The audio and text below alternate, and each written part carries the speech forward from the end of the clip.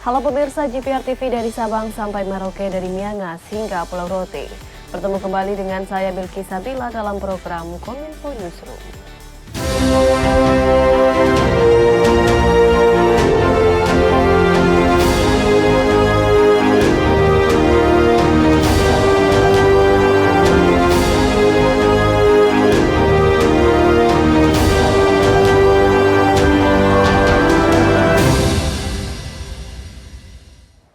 Pemirsa, inilah Kominfo Newsroom selengkapnya. Kementerian Komunikasi dan Informatika telah menindak sebanyak 425.506 konten judi online hingga 18 Oktober 2023 sebagai langkah serius memperantas perjudian online yang merebak di Indonesia. Menkominfo Budi Aris Setiadi pun mengajak seluruh stakeholders untuk dapat mengambil peran dalam pemberantasan judi online yang merugikan masyarakat.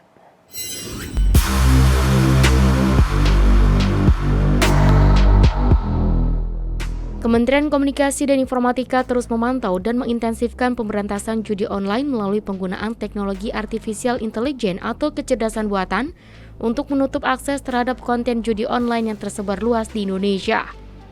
Untuk mendukung hal tersebut, Kemenkominfo telah menindak sebanyak 425.506 konten judi online hingga 18 Oktober 2023. Yang dibagi berdasarkan pemutusan akses terhadap 237.096 konten judi online dari situs dan alamat internet protokol atau IP address, 17.235 konten dari file sharing, dan 171.175 konten dari media sosial.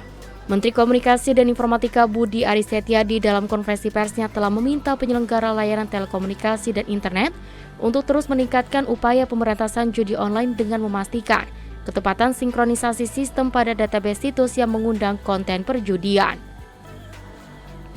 Selain itu, Kominfo juga melakukan perluasan pemberantasan konten perjudian online yang telah dilakukan Otoritas Jasa Keuangan dengan memblokir rekening yang memfasilitasi aktivitas perjudian, yakni sebanyak 2.760 rekening sejak 17 Juli 2023 hingga 16 Oktober 2023. Lebih lanjut, Menkominfo Budi juga telah menyebutkan bahwa Kominfo juga menggandeng para platform media sosial agar iklan-iklan terkait dengan judi online bisa dihilangkan dari layanannya seperti Google, Meta Group, hingga TikTok. Meta saja sudah meremove, menyapu, memblokir itu hampir 2 juta lebih. 1.650.000 yang mengandung iklan-iklan di remove, diblokir. Terus 450.000 apa itu kurang konkret 3 bulan sekian. Bahwa masih ada ya pasti, karena kan kecanggihan teknologi. Tapi kan kita udah lebih konkret. Nanti peningkatan kita kasih datanya, peningkatan sangat signifikan. Bayangin loh, 3 bulan sudah Meta saja udah komit hampir 2 juta. Iya, dan kami sudah mengerahkan artificial intelligence, AI, untuk terus memantau mana-mana situs yang mengandung perjudian. Kita nggak bilang udah hilang 100%, tapi sudah sangat signifikan. Menteri Investasi Kepala BKPM Bahlil Lahadalia menyebutkan realisasi investasi Indonesia dari Januari hingga September 2023 mencapai 1.053 triliun rupiah. Dengan capaian investasi tersebut telah menyerap tenaga kerja Indonesia sebanyak 1.365.648 orang. Menteri Investasi Kepala BKPM Bahlil Lahadalia menyebutkan realisasi investasi Indonesia periode Juli hingga September pada triwulan 3 tahun 2023 sebesar 374,4 triliun rupiah. Dengan kenaikan angka tersebut menunjukkan realisasi Indonesia sejak Januari hingga September 2023 mencapai 1.053 triliun rupiah, sekitar 75,2% dari target 1.400 triliun rupiah. Dengan capaian realisasi tersebut telah menyerap tenaga kerja Indonesia sebanyak 1.365.648 orang. Menteri Bahlil menyebutkan realisasi investasi pada triwulan 3 yang berasal dari penanaman modal asing sebesar 196,2 triliun rupiah dan penanaman modal dalam negeri mencapai 178,2 triliun rupiah. Sementara itu, realisasi investasi PMA pada Januari hingga September 2023 tercatat sebesar 559,6 triliun rupiah dan investasi dari PMDN sebesar 493,5 triliun rupiah. Sedangkan investasi di luar Pulau Jawa sebesar Rp545,8 triliun dan investasi di Pulau Jawa sebesar Rp507,3 triliun. Tahun ini target kita 1.400 triliun sudah tercapai, alhamdulillah sudah tercapai 1.053,1 triliun rupiah. Tumbuh 18% dibandingkan dengan tahun lalu dan capaiannya sudah mencapai 75,2% dari target 1.400 triliun. Dan penyerapan tenaga kerja kita sudah 1.365.658 orang. Menteri Investasi Kepala BKPM Bahlil Lahadalia juga menegaskan dibangunnya Ibu Kota Negara Nusantara bukan semata-mata hanya untuk proyek asing. Hingga saat ini pembangunan dan groundbreaking yang ada di IKN didominasi oleh perusahaan dalam negeri.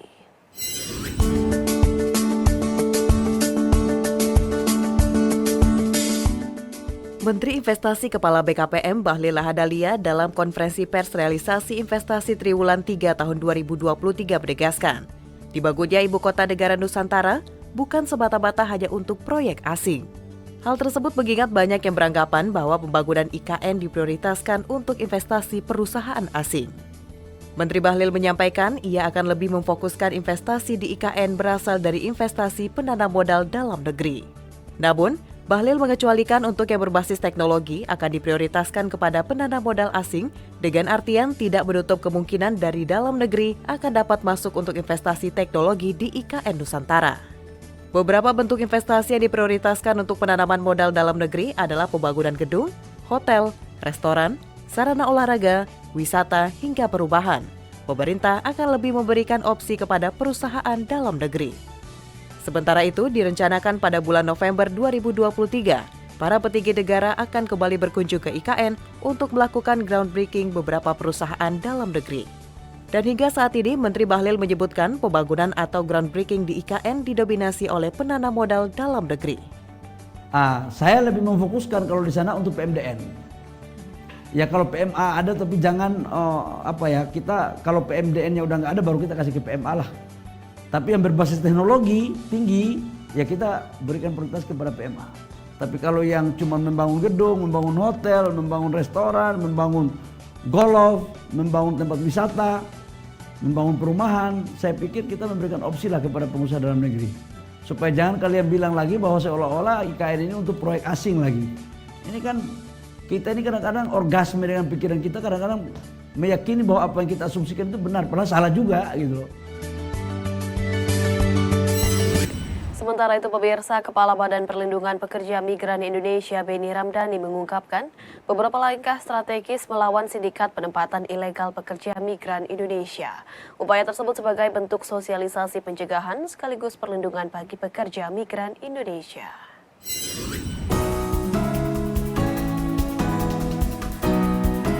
Sebagai upaya mencegah kasus tindak pidana perdagangan orang yang kian meresahkan bagi pekerja migran Indonesia, Badan Perlindungan Pekerja Migran Indonesia menggelar sosialisasi pencegahan tindak pidana perdagangan orang terhadap pekerja migran Indonesia di Kecamatan Bale Endah, Kabupaten Bandung, Jawa Barat pada hari ini. Kepala Badan Perlindungan Pekerja Migran Indonesia Beni Ramdhani mengungkapkan, faktor sindikat tindak pidana perdagangan orang adalah pekerja migran Indonesia yang berangkat bekerja secara ilegal. Beni memaparkan, pekerja migran Indonesia yang berangkat secara ilegal kemungkinan besar beresiko mengalami kekerasan fisik, pemerkosaan, gaji tidak dibayarkan, diputuskan status secara sepihak. Dalam 3 tahun memimpin BP2MI, saya sudah menangani kepulangan 106.362 yang dideportasi karena dia ilegal. Sedih Kang Sukri, meninggal dia. Dipulangkan oleh negara, dicharterkan pesawat oleh negara. Yang kasihan itu apa? Nggak ada koper, rata-rata pegang tas plastik, isinya tas plastik itu hanya 1 botol aqua dengan 2 potong roti. Padahal dulu bawa koper, gagah tampilannya, kan gitu ya. Ketipu, tidak punya harta apapun yang bisa dibawa. Lebih lanjut, Beni mencatat total kematian PMI dalam 3 tahun terakhir sudah mencapai 2.345 kasus. Kemudian yang sakit cacat fisik, hilang ingatan dan depresi ringan sudah mencapai 3.610 orang. Sedangkan jumlah orang yang dideportasi mencapai 106.362 orang. Dan Beni menyebut bahwa potret dari keseluruhan hampir 85% berangkat secara ilegal. Ini pemandangan setiap hari yang berangkat 10 tahun lalu, 15 tahun lalu, akhirnya apa? Kembali dalam keadaan seperti ini. Ya gimana nggak sakit atau Kang Sukri, dan waktu berangkatnya tidak pernah diperiksa medical check up-nya. Kalau resmi TBC aja nggak boleh. Kalau resmi buta warna aja nggak boleh. Dipastikan sehat diperiksa oleh rumah sakit resmi. Itu kalau berangkat resmi ya. Jadi hati-hati, yuk kita ajak semua komponen masyarakat, kekuatan ya, ibu-ibu terutama, Bu, ayo Bu. 90% korban kejahatan TPPO itu adalah perempuan. Makanya saya marah. Makanya saya perangi 3 tahun ini ya. Makanya bandar-bandarnya kita kejar ya. Siapa yang selama ini menjadi bandar penempatan ilegal? Enak saja. Ini negara hukum, hanya untuk mereka mencari cuan. Mereka mengorbankan dengan menjual saudara sebangsa setanah air. Dari situ dia mendapatkan uang yang sangat besar. Pemirsa, usai jeda kami akan kembali dengan informasi lainnya. Tetaplah bersama kami dalam Kominfo Newsroom.